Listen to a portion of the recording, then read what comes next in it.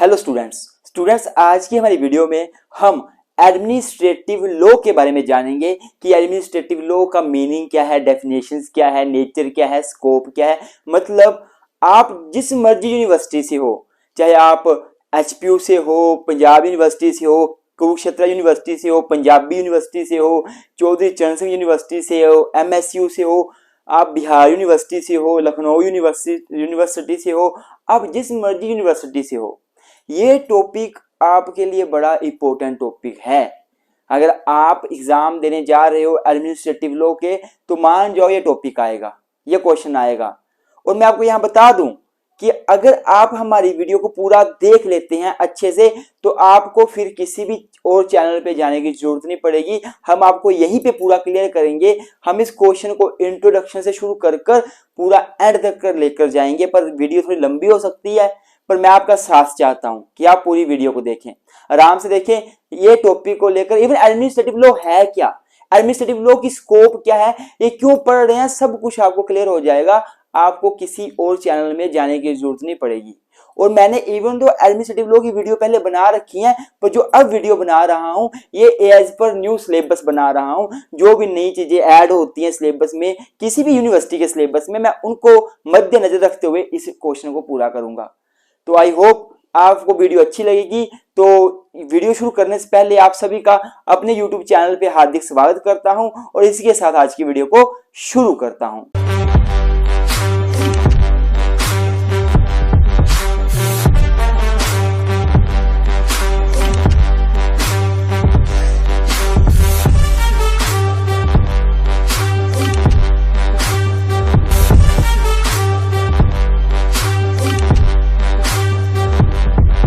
तो स्टूडेंट्स मैं अपने टॉपिक को सबसे पहले शुरू करूंगा इंट्रोडक्शन से। मैं स्टूडेंट्स फिर से बोल रहा हूं, मुझे आपका साथ चाहिए। अगर आप साथ देंगे तो वीडियो बहुत अच्छी बनेगी, क्योंकि बच्चे ना तो वीडियो को लाइक करते हैं, ना वीडियो को पूरा देखते हैं, बस देखते हैं किस चैनल पे छोटी वीडियो मिल रही है उस पर देख लो। ऐसा नहीं है। अगर वीडियो लंबी भी है, वीडियो को देखिए। आप 10 छोटी छोटी वीडियो देखेंगे, इससे अच्छा एक देख लीजिए, आपको 10 को जरूरत नहीं पड़ेगी देखने की।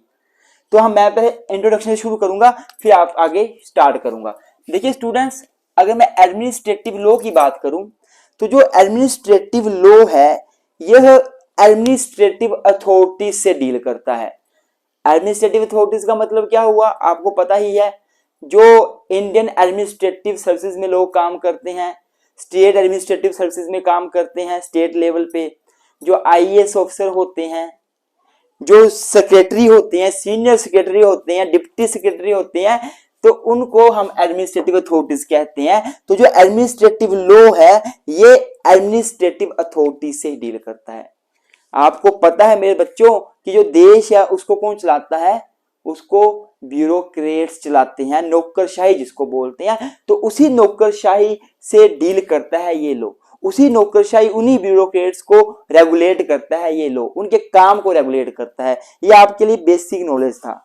पुराने समय में क्या होता था मेरे बच्चों, जो एडमिनिस्ट्रेटिव लॉ है इसकी कोई सेपरेट लीगल एग्जिस्टेंस नहीं थी, इसका कोई सेपरेट अस्तित्व नहीं था। इसे सिविल लॉ का पार्ट माना जाता था।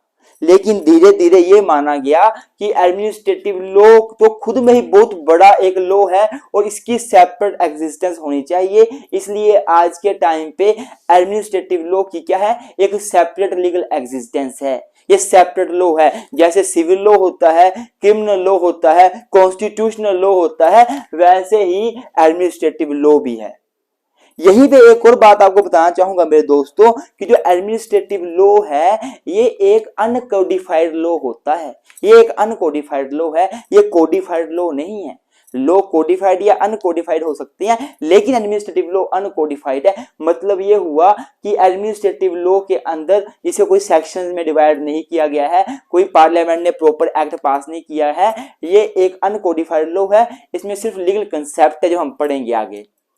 एक और बात यहां पे बताऊंगा कि जो एडमिनिस्ट्रेटिव लॉ है ये एक ब्रांच है पब्लिक लॉ की।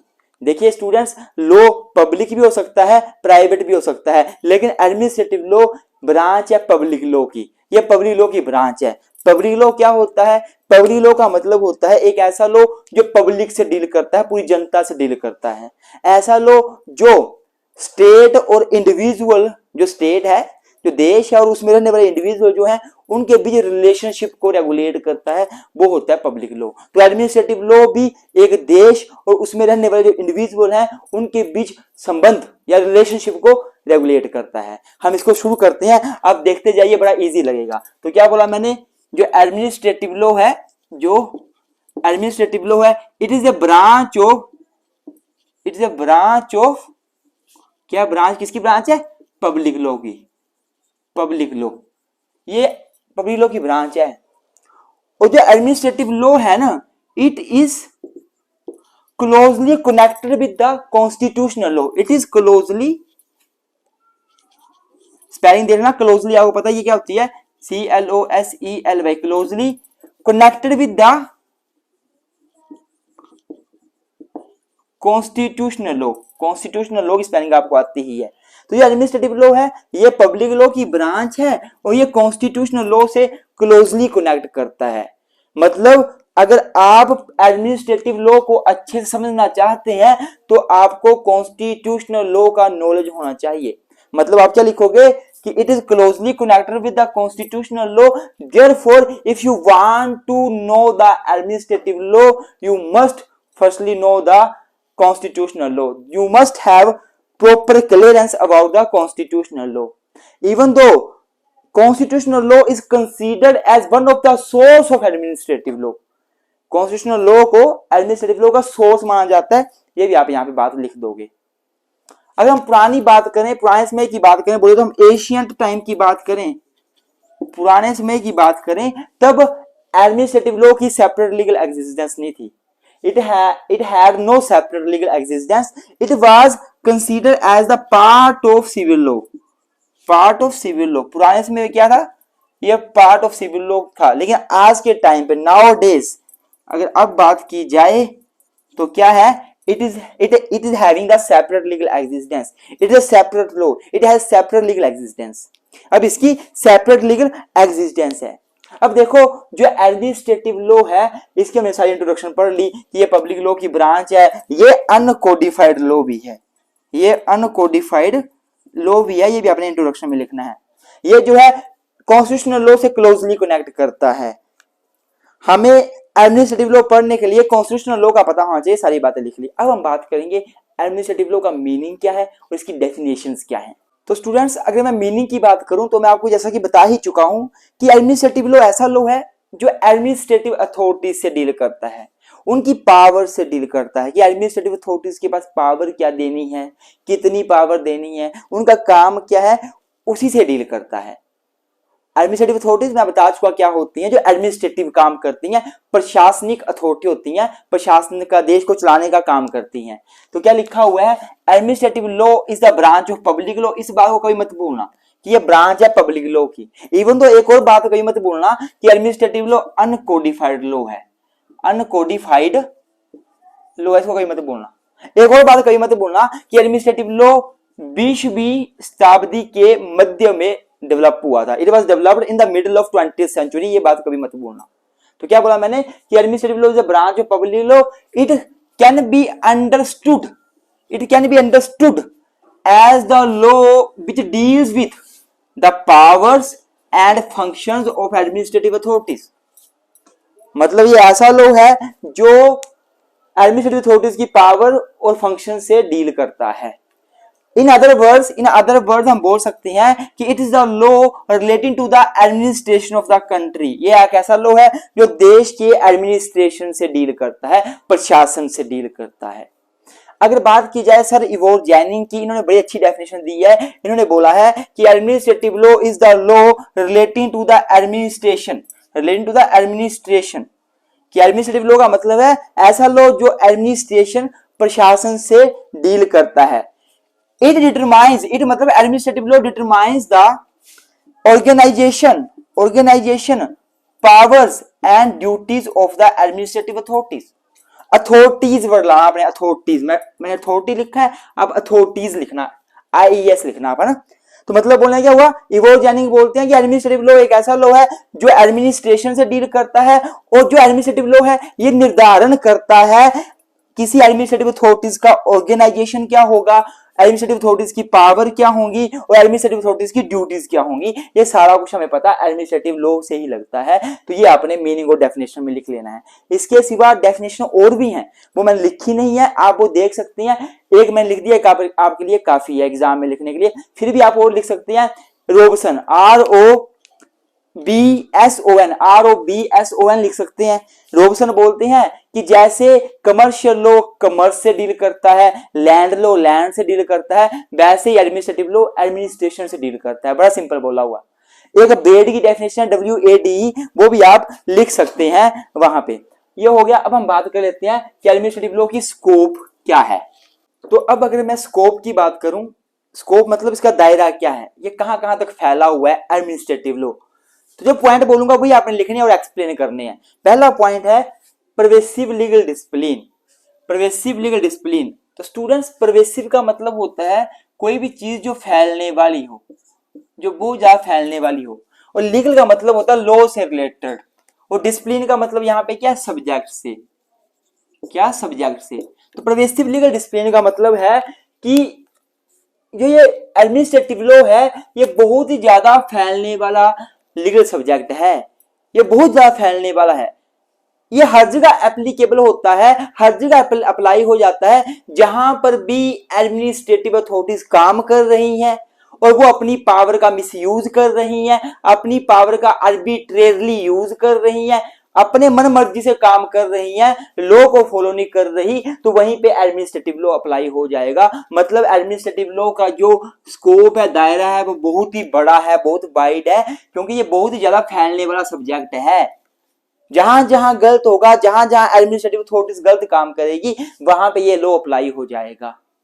दूसरा पॉइंट जो है वो क्या है, वो है branch of public law. Branch of public law, not private law.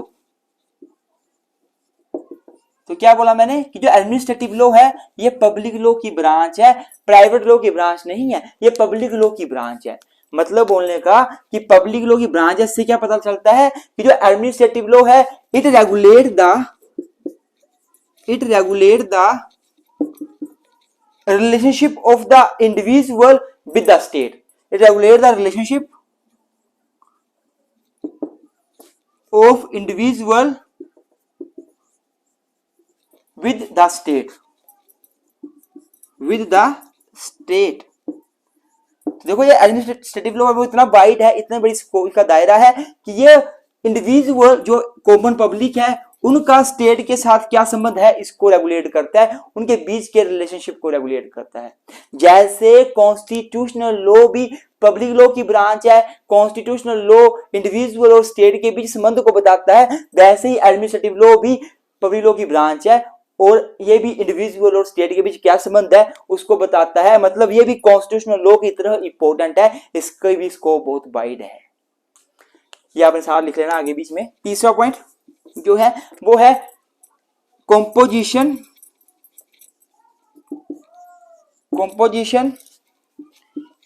Powers and function of administrative authorities. जो एडमिनिस्ट्रेटिव लॉ है वो हमें बताता है कि एडमिनिस्ट्रेटिव अथॉरिटीज का कंपोजिशन क्या होगा। मतलब एडमिनिस्ट्रेटिव अथॉरिटीज काम कर रही हैं तो कितने बंदे काम करेंगे, कितने मेंबर होंगे, कितने चेयरमैन होंगे, कितने वाइस चेयरमैन होंगे, ये सारा कुछ हमें ये बताता है, कंपोजिशन के बारे में बताता है। एडमिनिस्ट्रेटिव लॉ एडमिनिस्ट्रेटिव अथॉरिटीज की पावर्स के बारे में बताता है। एडमिनिस्ट्रेटिव लॉ एडमिनिस्ट्रेटिव अथॉरिटीज के फंक्शन के बारे में बताता है। तो देखो स्कोप कितनी बड़ी है कि जो एडमिनिस्ट्रेटिव लॉ है वो एडमिनिस्ट्रेटिव अथॉरिटीज के बारे में बता रहा है, उनके कंपोजिशन के बारे में बता रहा है, पावर के बारे में बता रहा है, फंक्शन के बारे में बता रहा है। तो ये भी आपने स्कोप में लिखना है पॉइंट। एडमिनिस्ट्रेटिव अथॉरिटीज के पास क्या पावर है, क्या फंक्शन है।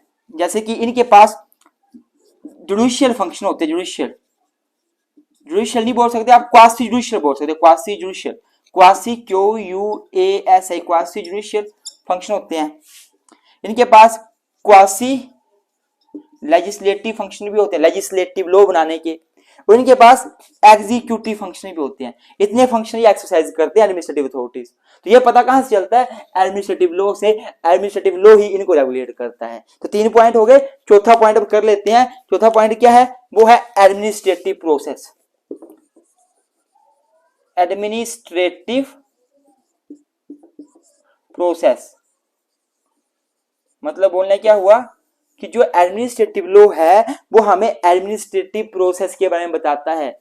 जैसे जुडिशरी को काम करते टाइम जुडिशियल प्रोसेस को फॉलो करना पड़ता है जो उसको बताया गया है। जैसे एविडेंस लेने हैं तो एविडेंस एक्ट को फॉलो करना पड़ता है, सीपीसी को फॉलो करना पड़ता है, जुडिशियल प्रोसेस को पूरा फॉलो करना पड़ता है। वैसे ही लेजिस्लेटिव ऑर्गन को लॉ बनाते टाइम, कानून बनाते टाइम लेजिस्लेटिव प्रोसेस को फॉलो करना पड़ता है। वैसे ही एडमिनिस्ट्रेटिव अथॉरिटीज को काम करते टाइम एडमिनिस्ट्रेटिव प्रोसेस को फॉलो करना पड़ता है। और क्या प्रोसेस रहेगा, कैसे काम करना है, वो एडमिनिस्ट्रेटिव लॉ से पता चलता है। तो एडमिनिस्ट्रेटिव लॉ की स्कोप बहुत वाइड है, बहुत ज्यादा ब्रॉड है। चौथा 5वां पॉइंट यहां लिख रहा हूं मैं, क्यों मिटाना पड़ेगा। तो 5वां पॉइंट यहां लिख रहा हूं, वो है remedies available against the action of administrative authorities. Remedies मिटा ही देता हूं एक बार मैं। तो स्टूडेंट्स जो एडमिनिस्ट्रेटिव लॉ है इसका मैं दायरा बता रहा हूं, स्कोप बता रहा हूं आपको, कितनी बड़ी स्कोप है कि ये क्या करता है, ये हमें रेमेडीज के बारे में बताता है। अभी बताऊंगा क्या मतलब हुआ इसका, समझ जाओगे या फिर। 5वां पॉइंट रेमेडीज को लेकर।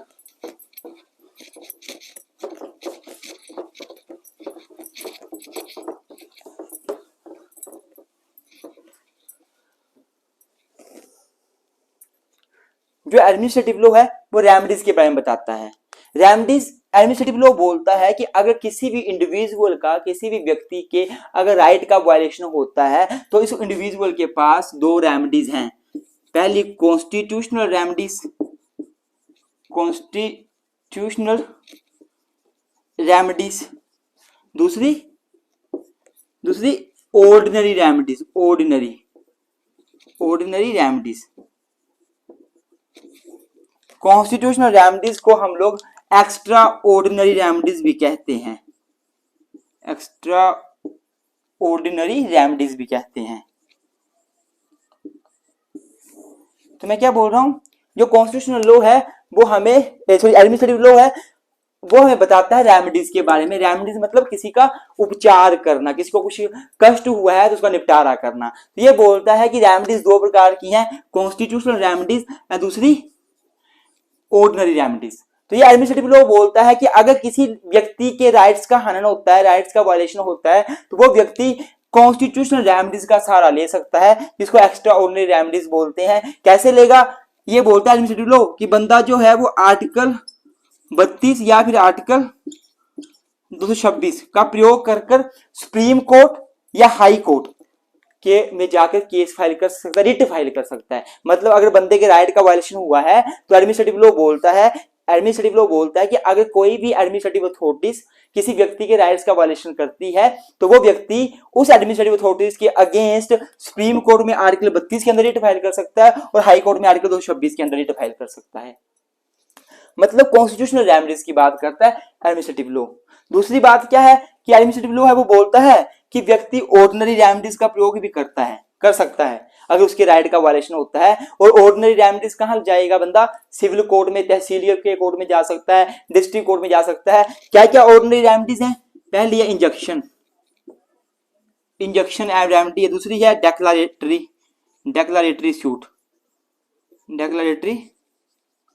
सूट, और तीसरी क्या है? तीसरी है डैमेजेस मतलब कॉम्पनसेशन।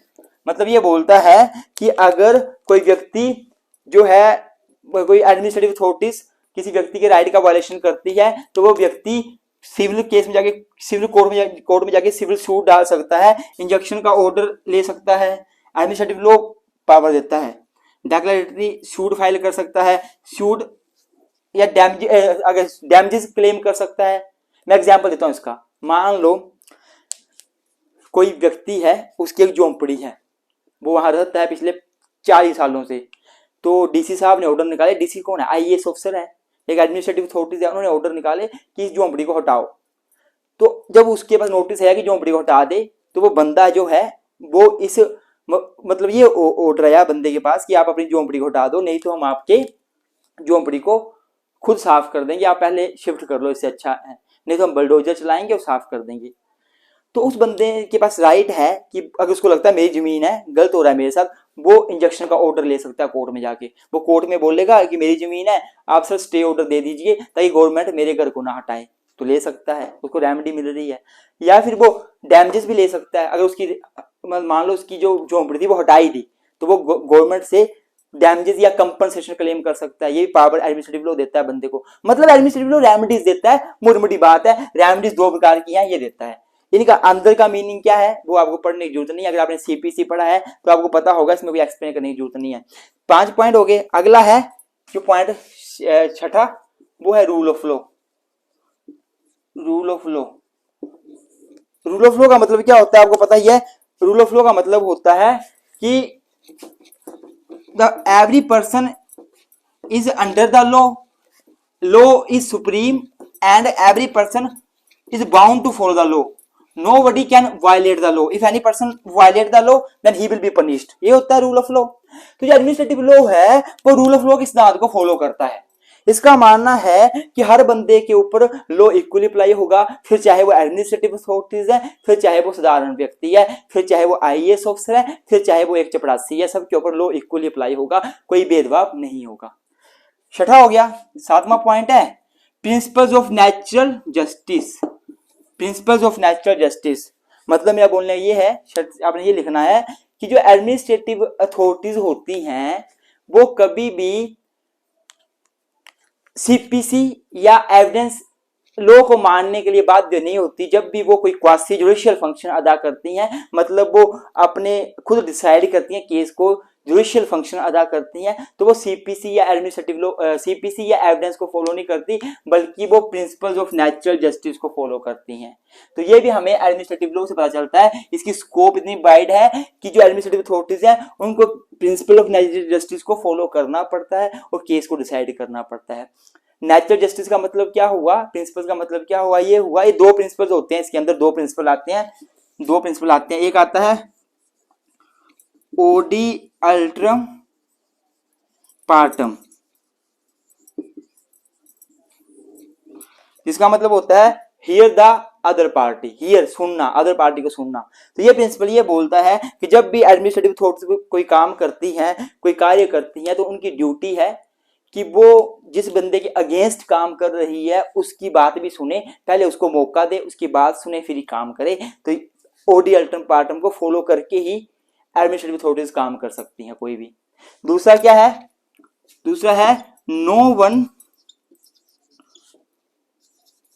कैन बी जज, नो वन कैन बी जज in his own case, no one can be ए जज, कैन बी ए जज इन हिज ओन केस। या फिर रूल अगेंस्ट बायस, रूल अगेंस्ट बायस। इसका मतलब क्या हुआ कि एडमिनिस्ट्रेटिव अथॉरिटीज बोलती हैं कि कोई भी बंदा अपने केस को खुद नहीं सुनेगा। नो वन कैन बी जज इन हिज ओन केस, मतलब मान लो एडमिनिस्ट्रेटिव अथॉरिटीज का कोई मसला चला हुआ है और वो खुद ही केस को डिसाइड कर रही है, ऐसा नहीं होगा।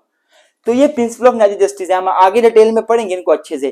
तो ये दो प्रिंसिपल फॉलो करने पड़ते हैं। तो ये सारा कुछ आपने स्कोप में लिखना है। स्टूडेंट्स यही बताना चाहूंगा, अगर वीडियो अच्छी लग रही है वीडियो को लाइक कर दें, वीडियो को पूरा देखें, छोटी वीडियो के चक्कर में ना पड़ें, आपको अच्छा नॉलेज लेना है। तो दूसरी बात, आप हमारे नोट्स परचेज कर सकते हैं, नोट्स हमारे पेड हैं। अगर आपने सारे नोट्स लेना है इजी लैंग्वेज, बहुत इजी लैंग्वेज में, तो आप हमें व्हाट्सएप पे मैसेज करें 98 164 92 276, आपको नोट्स मिल जाएंगे। हम पेड क्लासेस भी देते हैं, हम रेगुलर पेड क्लासेस देते हैं, चाहे आपका एविडेंस है, सीपीसी है, आईपीसी है, सीआर, कोई भी टफ सब्जेक्ट है, हम रेगुलर बेस पे लेक्चर लेते हैं। अगर आप रेगुलर लेक्चर नहीं लगवा सकते, उनकी रिकॉर्डिंग भी हम देते हैं, आप वो भी परचेज कर सकते हैं और आपको बहुत फायदा होगा, आप जुडिशरी की तैयारी भी कर सकते हैं। हमारी अपनी एप्लीकेशन डेवलप हो रही है, वो अभी हो जाएगी हार्डली 15-20 दिनों में। आज क्या तारीख है, आज मतलब सितंबर महीना चला हुआ है 2023 का, तो सितंबर महीने में रेडी हो जाएगी। तो आप जा सकते हैं हमारी एप्लीकेशन में और देख सकते हैं हम वहां पे क्या क्या लेक्चर है, क्या क्या कोर्स है, क्या क्या पैकेज है।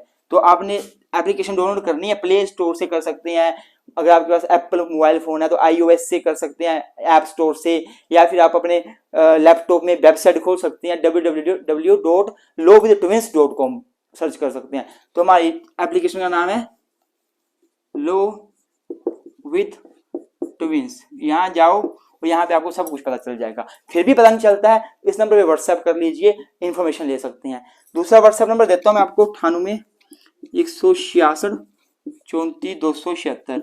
इस नंबर को आप नोट कर लें।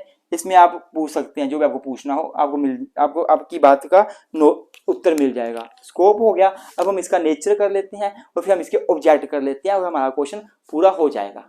तो स्टूडेंट्स, अगर मैं नेचर की बात करूं तो नेचर बड़ा ही इजी है, आपको सारे पॉइंट आते होंगे, बस आपको मैं लिखूंगा और आपको पता होगा। क्या प्रकृति है इसकी? पहला है it is an uncodified law. ये एक प्रकार का अनकोडिफाइड लॉ है, मैं पहले बता चुका आपको। अनकोडिफाइड लॉ मतलब इसे प्रॉपर सेक्शन में डिवाइड नहीं किया गया है, इसके लिए प्रॉपर एक्ट पास नहीं हुआ है, इसमें से प्रिंसिपल्स हैं, ऋषि ने इसको डेवलप किया है और इसमें कुछ नहीं है। जैसे लॉ ऑफ टोट है वैसे ये होता है अनकोडिफाइड लॉ। दूसरा, it's a branch of public law, आपको पता ही है, पहले बता चुका मैं। इसका नेचर क्या है कि ब्रांच है पब्लिक लॉ की, प्राइवेट लॉ की ब्रांच नहीं है। प्राइवेट लॉ से इसका कुछ लेना देना नहीं है। तीसरा, क्या नेचर है इसका? तीसरा पॉइंट है it deals with the administrative authorities. It deals with the administrative authorities. मैं स्टार्टिंग से आपको बोल रहा हूं कि एडमिनिस्ट्रेटिव लॉ जो है वो एडमिनिस्ट्रेटिव अथॉरिटीज से डील करता है, ये जुडिशियल अथॉरिटी से डील नहीं करता, ये लेजिस्लेटिव अथॉरिटी से डील नहीं करता, ये सिर्फ और सिर्फ एडमिनिस्ट्रेटिव अथॉरिटी से डील करता है। तो ये भी इसका एक नेचर है। चौथा पॉइंट क्या है? चौथा पॉइंट है कि administrative law is developed by the जजेस, देयरफॉर इट इज अ जज मेड लॉ। जज मेड लॉ, जो एडमिनिस्ट्रेटिव लॉ है वो जजेस ने डेवलप किया है। मैंने आपको ये बताया कि जजेस ने वेरियस जजमेंट दी है, डिसीजन दिए हैं, उसमें ये डेवलप हुआ है, इसलिए इसको जजमेंट लॉ भी कहा जा सकता है। ठीक है जी। और लास्ट पॉइंट जो है इसका नेचर का वो है कि it deals with the organisation powers of administrative authorities. क्या बोला मैंने? ये एडमिनिस्ट्रेटिव अथॉरिटीज के ऑर्गेनाइजेशन एंड पावर्स के बारे में बताता है। It deals with the organization and powers of the administrative authorities। तो ये भी हमें इससे लगता है पता। तो ये 5 पॉइंट आपने नेचर में लिख लेने हैं। अब हमारा लास्ट में बचता है कि इसके ऑब्जेक्ट क्या हैं। ऑब्जेक्ट करके खत्म करते हैं इस क्वेश्चन को। तो स्टूडेंट्स, अगर मैं ऑब्जेक्ट की बात करूं, मैंने 3 ऑब्जेक्ट यहाँ पे लिखे हैं, आप 3 से ज्यादा भी लिख सकते हैं अपने दिमाग से कि एडमिनिस्ट्रेटिव लॉ क्या उद्देश्य क्या है। मैंने जितना पढ़ाया आपको उसी में से आप इसके ऑब्जेक्ट निकाल सकते हैं कि आपको क्या लगता है कि इसका क्या उद्देश्य है। तो पहला उद्देश्य क्या लिखा है मैंने? To make the check over the administrative authorities. पहला उद्देश्य क्या है एडमिनिस्ट्रेटिव लॉ बनाने का? कि जो एडमिनिस्ट्रेटिव अथॉरिटीज हैं उनके ऊपर प्रॉपर चेक लगाया जा सके, उनकी वो गलत पावर को यूज ना करें, वो पावर को गलत तरीके से यूज ना करें, इस बात को चेक किया जाए, रोका जाए, इसलिए एडमिनिस्ट्रेटिव लॉ डेवलप हुआ है। तो उद्देश्य क्या है इसका? To make a check over the administrative authorities. दूसरा क्या है? To maintain the rule of law. देश में कानून का शासन हो, सभी कानून को फॉलो करें, एडमिनिस्ट्रेटिव अथॉरिटीज भी कानून को फॉलो करें, इसलिए रूल ऑफ लॉ को मेंटेन करने के लिए एडमिनिस्ट्रेटिव लॉ की डेवलपमेंट हुई है। ये भी इसका ऑब्जेक्ट है, रूल ऑफ लॉ मेंटेन करना। तीसरा क्या है? Balance between the administrative powers and the individual liberty. तो एडमिनिस्ट्रेटिव जो लॉ है इसका ये भी ऑब्जेक्ट है कि यह एडमिनिस्ट्रेटिव पावर और इंडिविजुअल की लिबर्टी के बीच बैलेंस को मेंटेन करता है। क्या पता एडमिनिस्ट्रेटिव अथॉरिटीज के पास पावर दी गई है तो वो अपनी पावर को इतनी ज्यादा एक्सरसाइज कर रही हैं कि इंडिविजुअल की लिबर्टी खत्म हो गई है, या फिर क्या पता कि इंडिविजुअल लिबर्टी इतनी ज्यादा यूज कर रहे हैं कि वो एडमिनिस्ट्रेटिव अथॉरिटीज की बात को मानते नहीं, उनकी पावर को कोई समझते नहीं है कुछ भी। ऐसा नहीं होना चाहिए, ऐसा ना हो, इसलिए एडमिनिस्ट्रेटिव लॉ की डेवलपमेंट हुई है। एडमिनिस्ट्रेटिव लॉ का ऑब्जेक्ट है कि वो एडमिनिस्ट्रेटिव अथॉरिटीज की पावर और इंडिविजुअल की लिबर्टी के बीच बैलेंस को मेंटेन करता है कि बैलेंस बना रहे, कोई ज्यादा मिसयूज ना करे पावर का और ना कोई अपनी लिबर्टी का मिसयूज करे। तो आई होप आपको लेक्चर समझ आया होगा। अगर वीडियो अच्छी लगी है तो वीडियो को लाइक कर दें, चैनल को सब्सक्राइब कर दें और आगे हमेशा हमारे साथ जुड़े रहें। आप हमारे चैनल में जाइए, आपके लॉ से रिलेटेड हर वीडियो आपको मिल जाएगी। फ्री भी है, पेड भी है। आप फ्री भी ले सकते हैं, पेड कोर्स भी ले सकते हैं। पेड में आपको बहुत अच्छे से समझ आता है और आपके बहुत कंसेप्ट डीपली क्लियर होते हैं। Thank you so much. मिलते हैं किसी नई वीडियो में। Till then take care.